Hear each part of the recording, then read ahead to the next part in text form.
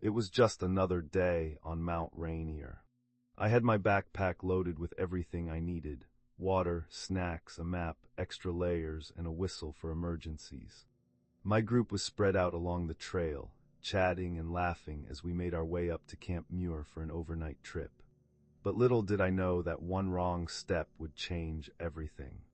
If you ever find yourself separated from your group in the wilderness, it's crucial to stay calm and use your map to determine your location.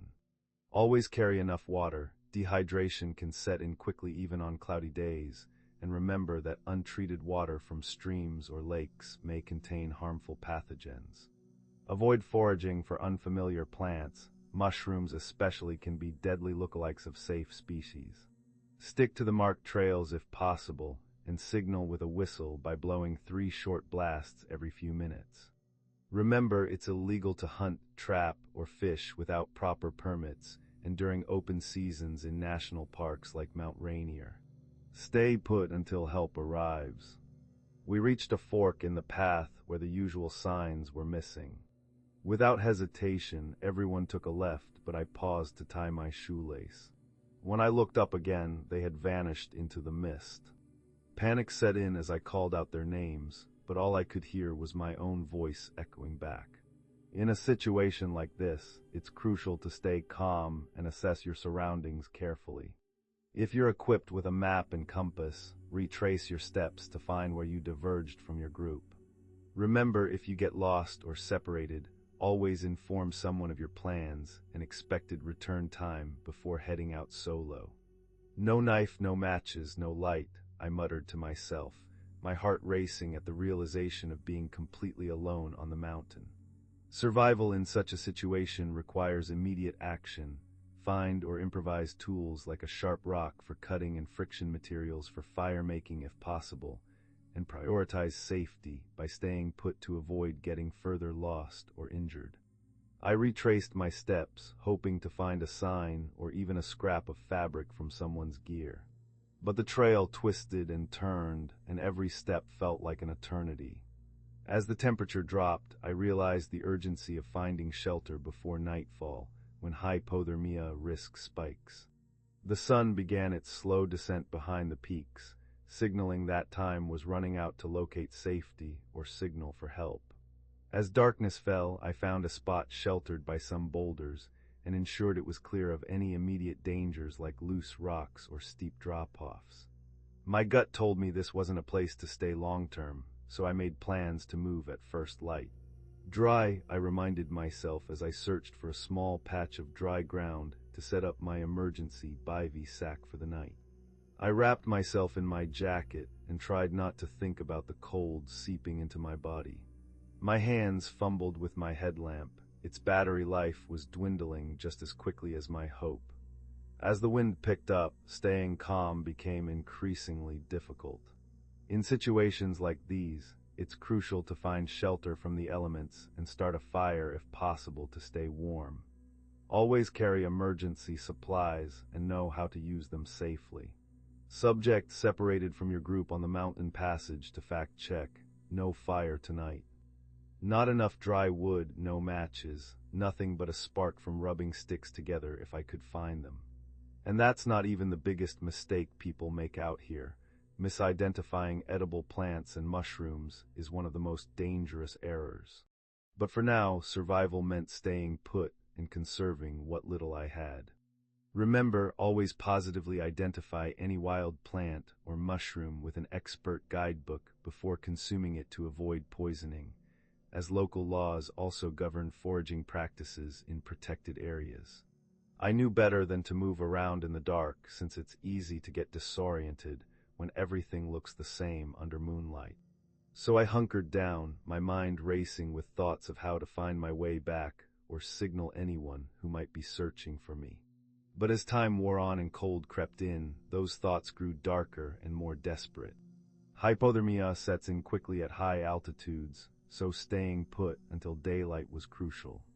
The night dragged by in fits of sleepless panic. Every snap behind me sent a jolt through my spine, and every gust made the temperature drop another notch. Hypothermia is a real danger in cold conditions, staying dry and finding shelter are crucial.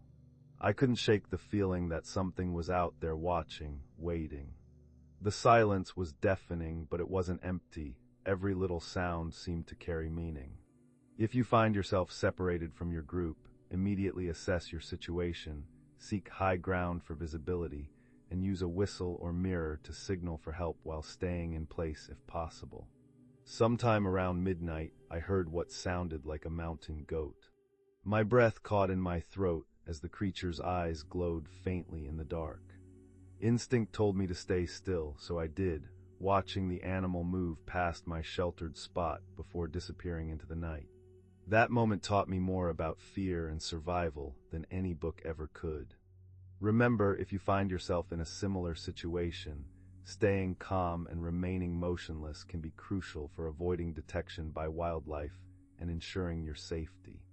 The cold seeped deeper into my bones through my clothes, and my half-empty water bottle wasn't enough to quench my thirst or last until morning.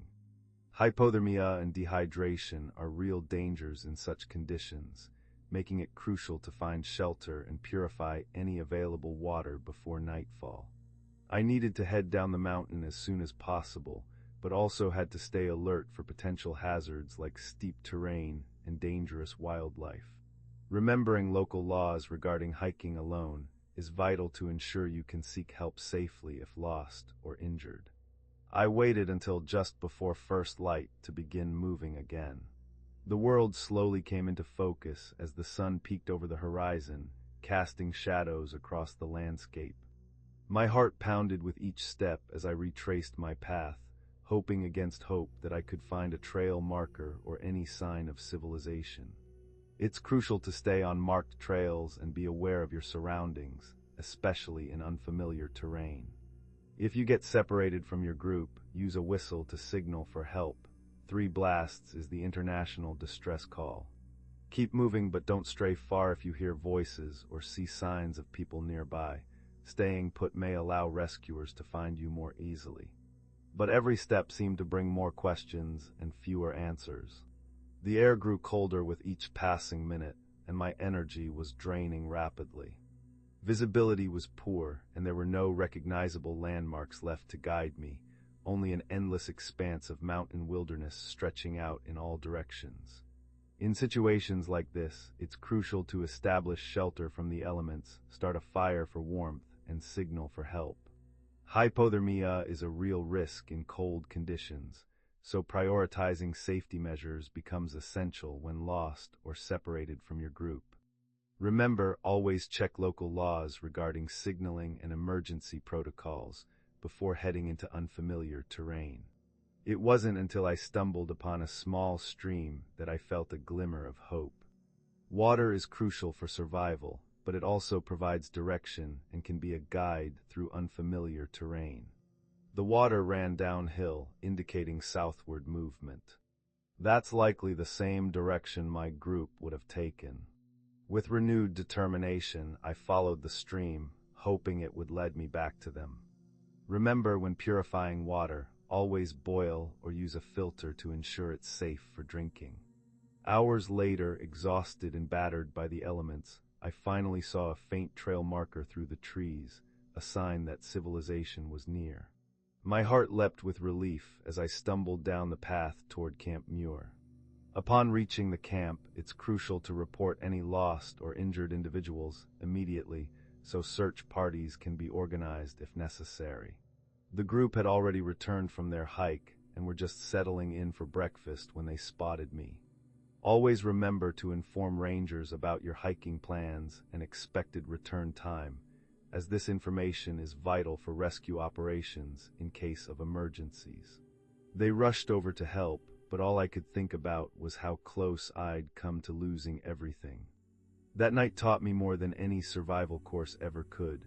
Preparation is crucial, but so too are knowledge and skills like positive plant identification, understanding local laws for trapping or fishing, and the importance of finding safe drinking water. Sometimes it's the unseen moments that truly test your mettle. In the end, it wasn't just about being lost on a mountain. It was about learning to trust myself in the face of fear and uncertainty while adhering strictly to safety protocols. The real lesson. Don't take chances you can't afford to lose. Every decision matters out here, even when everything feels like chaos. Always remember to positively identify plants with expert guidance or field guides before considering them for consumption. Respect local laws regarding hunting, trapping, fishing, and foraging seasons and requirements. And never underestimate the dangers of hypothermia and dehydration in cold environments. As I sit here telling this story now, those moments still echo in my mind. And if there's one thing I want everyone who hears me to remember, it's this: never go into the wild unprepared.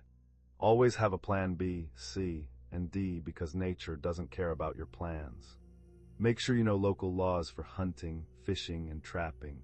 Bring a reliable field guide for plant identification, and always carry proper survival gear, including water purification methods to ensure safety in any scenario. This is educational only. Foraging, hunting, and fishing carry real risks and are governed by local laws and seasons. Always verify plant and animal IDs with an expert or field guide.